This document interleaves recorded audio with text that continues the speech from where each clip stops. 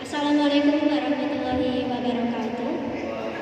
Bapak Guru ingkang kinurmatan serta kanca-kanca sedaya ingkang kula tresnani, ayo kita sami ngaturaken puji syukur dumateng Gusti Allah Subhanahu wa taala.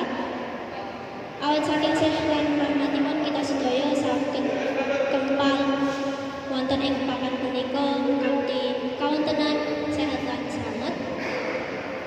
Kula ngaturaken kepaduan sangat dumateng Bapak Guru saha kanca-kanca sedaya ingkang sampun kersa rawuh lan maringi kawigatosaan. Ing wekdal punika kula badhe ngaturaken sesorah kanthi tema Lailatul Qadar.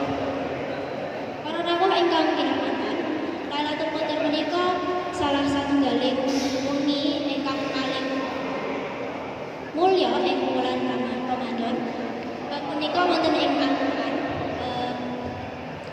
ing surah Al-Qadar ayat kaping 3 ingkang maos Lailatul Qadri khairum min alfi syahr. Ingkang tegesipun Lailatul Qadar iku luwih becik tinimbang 1000 bulan. Saking ayat punika saged kita mangertosi bilih Lailatul Qadar gadhah keutamaan ingkang agung sanget. Ing wengi punika para malaikat nunduk rahmat saha pangapura saking Gusti Allah dipun paringi dumateng umat manungsa ingkang saged ibadah.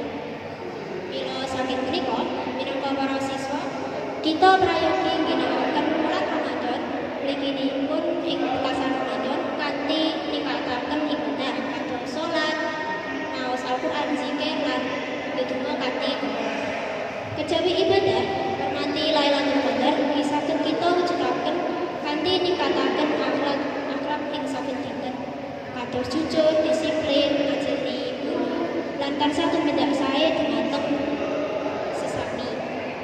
Awit saking menika nilai-nilai Lailatul Qadar boten namung wonten ing ibadah, nanging ugi wonten ing tumindak lan salah bawa kita saben dinten.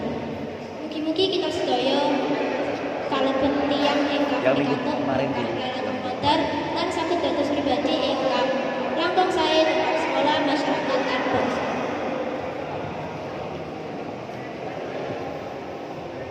Para rawuh ingkang kinurmatan, mekaten sesorah saking kula ngajeng-ajeng mugi sesorah ingkang kula ngaturaken saged maringi